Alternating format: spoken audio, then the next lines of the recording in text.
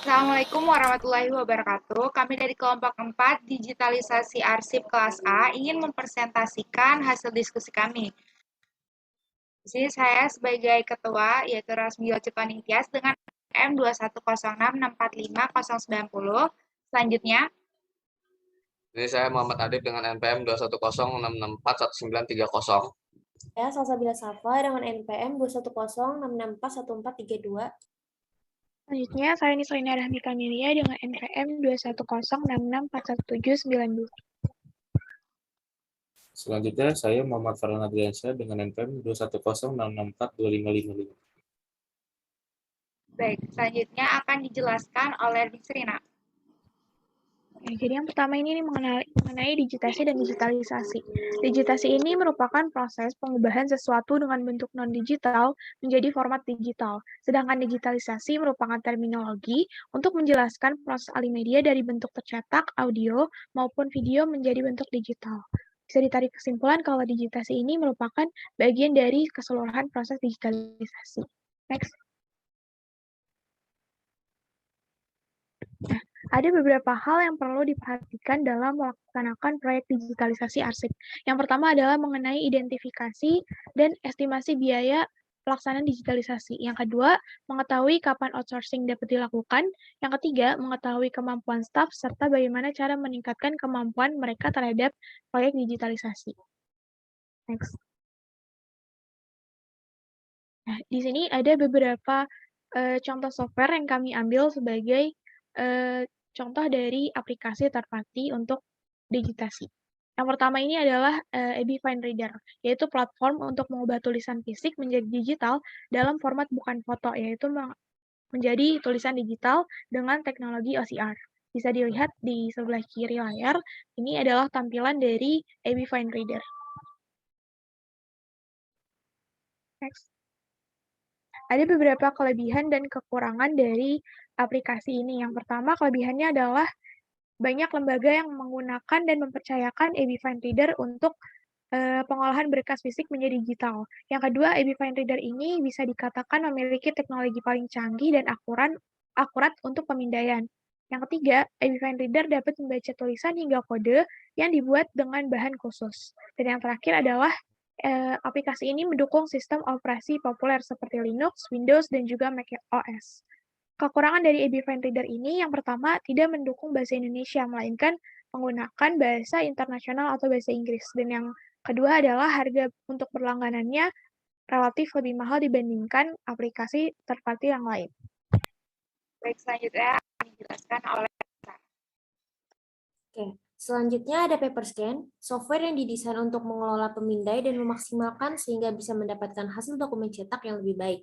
Untuk contohnya bisa dilihat di layar sebelah kiri. Ini adalah contoh dari Paperscan. Oke, bisa di next.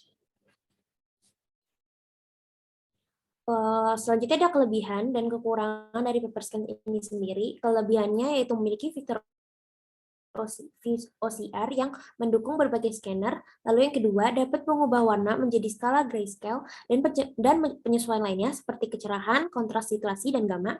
Lalu yang ketiga, ada dapat menerapkan filter Bitoneal untuk menghilangkan titik-titik yang terisolasi atau untuk melebarkan atau mengikis karakter. Dan yang terakhir, dapat mengatur konfigurasi atau satu halaman atau multi halaman dengan berbagai penyesuaian atau peningkatan. Kekurangannya yaitu fitur terbatas apabila tidak menggunakan versi berbayar. Bisa di next. Oke. Selanjutnya yang ketiga itu ada OmniPage Ultimate, yaitu aplikasi Optical Character Recognition atau OCR yang dapat membantu untuk mengubah kertas, PDF, dan gambar menjadi file digital, yaitu bisa dilihat dapat dilihat contoh di gambar sebelah kiri ini dari PDF dan diubah oleh OCR-nya jadi seperti ini. Lanjut.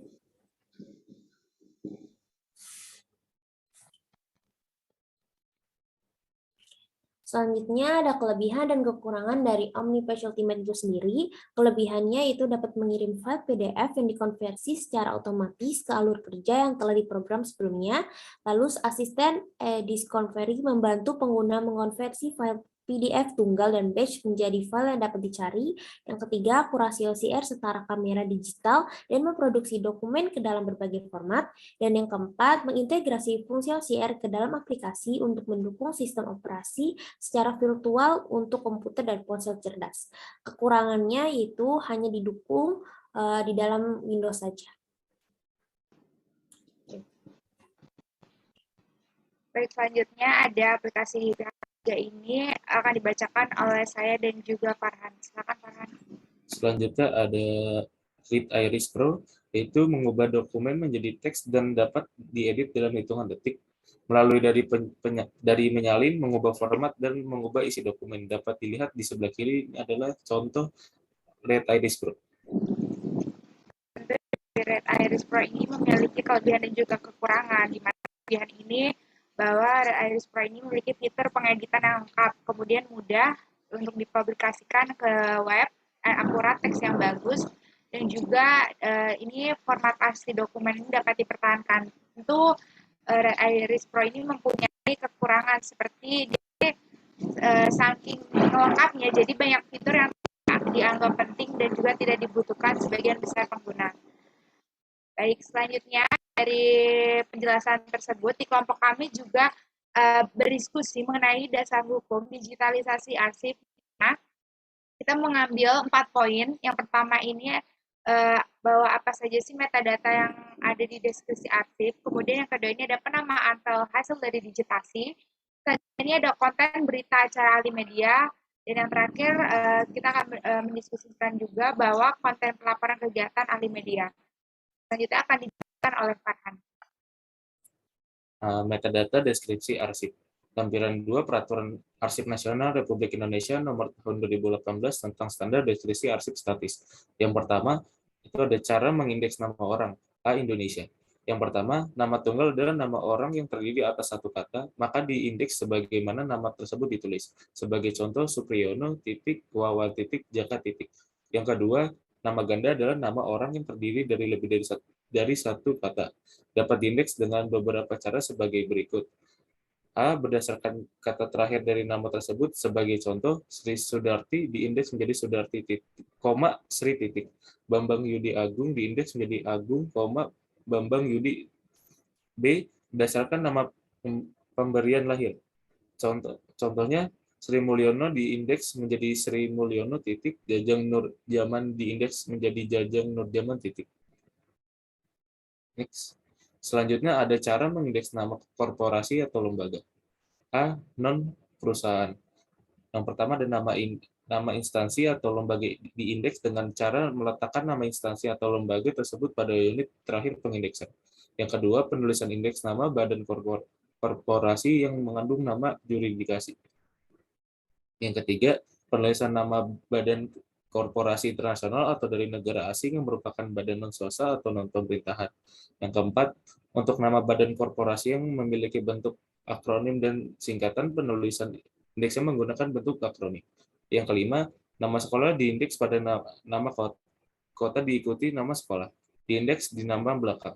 Yang keenam, nama yayasan atau perkumpulan yang pertama diindeks ialah kata pengenal terpenting dari nama yayasan atau perkumpulan tersebut. Baru kemudian sifatnya. B. Perusahaan. Yang pertama, nama yayasan dan perkumpulan yang pertama diindeks ialah kata pengenal terpenting dari nama yayasan atau perkumpulan tersebut. Baru kemudian sifatnya. Yang kedua, nama bank atau perusahaan yang disingkat. Cara mengindeksnya adalah dengan tulis nama kepanjangan. Yang ketiga, nama perusahaan atau badan usaha yang menggunakan nama orang. Diindeks sebagaimana nama tersebut ditulis, kemudian diikuti dengan jenis badan hukum atau kegiatan. Selanjutnya akan dijelaskan oleh Muhammad Adib. Penamaan file digitasi.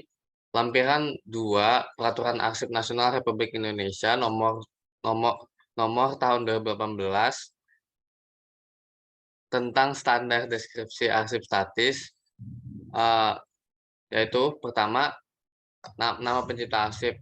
Tujuan untuk menunjukkan elemen identifikasi penciptaan arsip yang selalu diidentikan setiap kali digunakan. Yang kedua, mengidentifikasi entitas unit deskripsi yang membuat, menyusun, mengumpulkan, dan atau memelihara serta menggunakan informasi sehingga dapat terdokumentasi dengan baik dan menciptakan titik akses yang dapat digunakan dengan mudah oleh pengguna untuk mengakses arsip. Yang ketiga, menjadikan nama sebagai titik akses atau indeks yang dapat digunakan oleh pengguna untuk memperoleh informasi tentang sejarah organisasi, perusahaan, keluarga, dan perseorangan.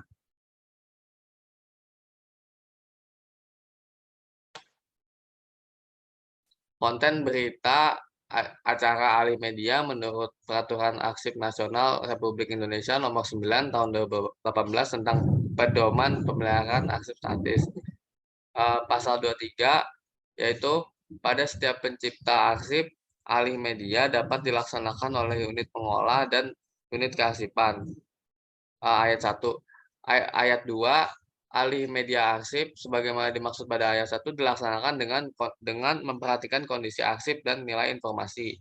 Ayat 3, kondisi arsip sebagaimana dimaksud pada ayat 1 antara lain arsip dengan kondisi rapuh, rentan mengalami kerusakan fisik, atau arsip elektronik dengan format data versi lama yang perlu diperbarui dengan versi baru, atau informasi yang terdapat dalam media lain di mana media tersebut secara sistem tidak diperbarui karena perkembangan teknologi.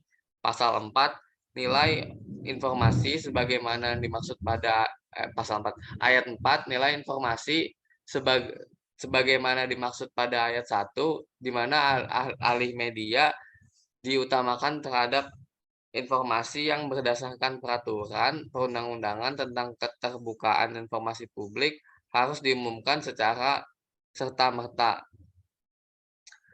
dan arsip yang berketerangan permanen dalam jadwal retensi arsip. Ayat 5, unit kearsipan pada tiap pencipta arsip dalam melaksanakan alih media harus membuat berita acara yang disertai dengan daftar arsip yang dialih mediakan. Next. Baik, selanjutnya yang sudah dijelaskan oleh Farhan dan juga Adib mengenai metadata deskripsi arsip, kemudian penamaan file hasil digitasi, tentu di sini kita akan menjelaskan juga konten pelaporan kegiatan media atau kegiatan ahli media. Nah, di sini pasti ada pertanyaan bahwa alur proses ahli media arsip ini seperti apa. Tentu di dalam proses ahli media arsip ini terdapat tahap kegiatan hingga pelaksanaan, kemudian juga ada mutu baku.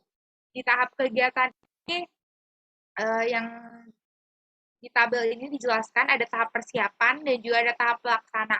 Di mana tahap persiapan ini seperti unit pengelola menentukan arsip yang akan dialih mediakan sesuai dengan kebijakan pemimpin.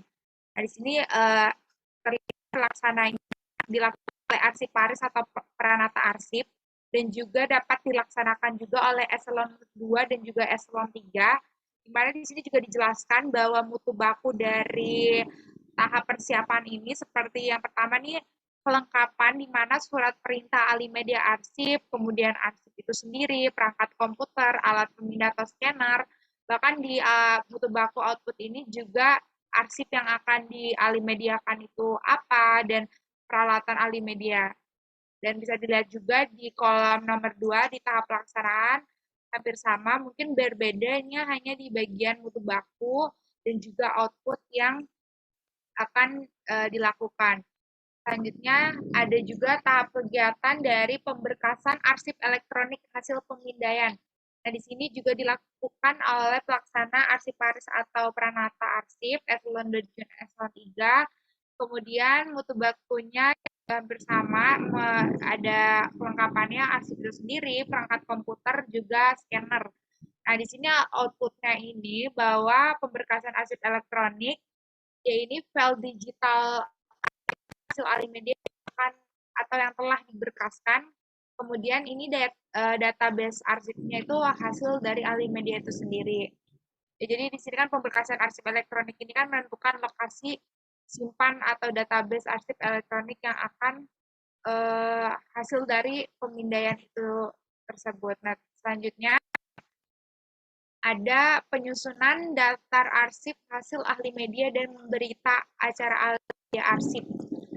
Nah, di sini ada tahap kegiatan pelaksanaan mutu baku juga. Dia membuat daftar arsip hasil ahli media, juga melaporkan hasil ahli media dan membuat berita acara ahli media arsip. Nah, kelengkapan di sini dia menggunakan database arsip hasil media tadi. Nah, outputnya ini bahwa daftar hasil ahli media arsip ini berupa berita acara ahli media. Nah, yang keempat ini ada meneliti hasil ahli media atau memverifikasi daftar arsip hasil dari ahli media dan memberikan pengesahan berita acara ahli media arsip. Di situ kelengkapannya tentu ada daftar hasil dari ahli media arsip, kemudian ada database-nya juga. Nah, di output-nya ini, di mutu bakunya, ya ini melaksanakan pengesahan atau koreksi. Nah, di nomor 5, dia ini ada membuat laporan dari hasil ahli medianya, kemudian mengembalikan fisik arsip ke dalam filing kabinet, dan selanjutnya dia melakukan pemeliharaan terhadap arsip elektronik hasil ahli media. Mutu bakunya, seperti tadi setelah dipengesahan atau dikoreksi, kelengkapannya ini setelah berhasil itu ahli media arsip dan database arsip ahli media ini, kemudian di outputnya ini laporan ahli media arsipnya, kemudian hasil dari daftar ahli medianya, dan juga berita serta database. Baik, kurang lebihnya mohon maaf dari kelompok kami. Jika ada kekurangan mohon dimaafkan. Wabillahi taufiq wal hidayah. Wassalamualaikum warahmatullahi wabarakatuh.